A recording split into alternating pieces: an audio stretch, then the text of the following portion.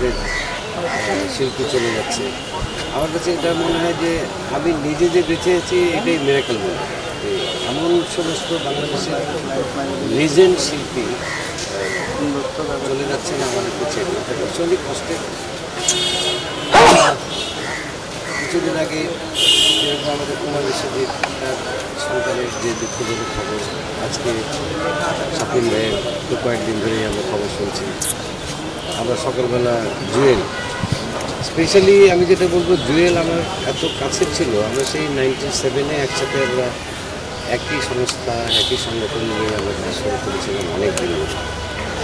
সেই হিসাবে আমার একদম ছোটো ভাইয়ের মতো ছিল পারিবারিক সম্পর্ক।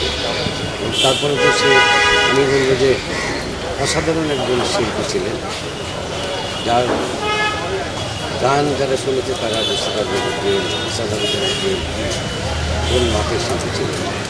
শাফিন ভাইয়ের কথা তো বলাই প্রয়োজন নেই। আমি বাংলাদেশে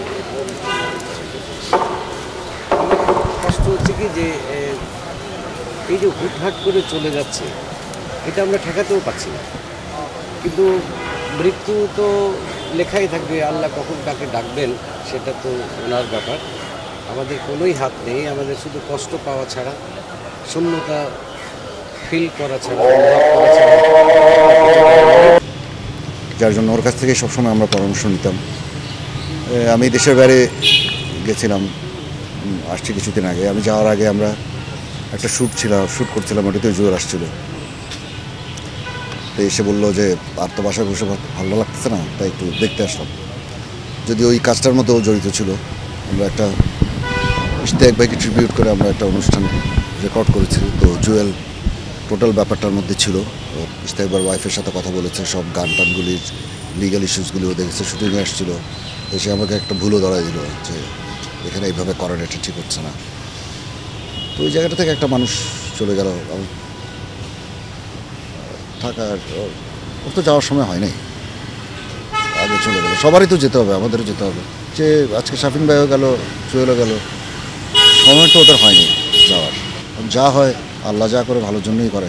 ওরা যেখানে গেছে হয়তো ভালো থাকবে, কিন্তু আমাদের দুঃখবোধটা ওই জায়গায় যে এই মানুষগুলিকে আর কিছুদিন ইন্ডাস্ট্রিতে দরকার ছিল খুব বেশি।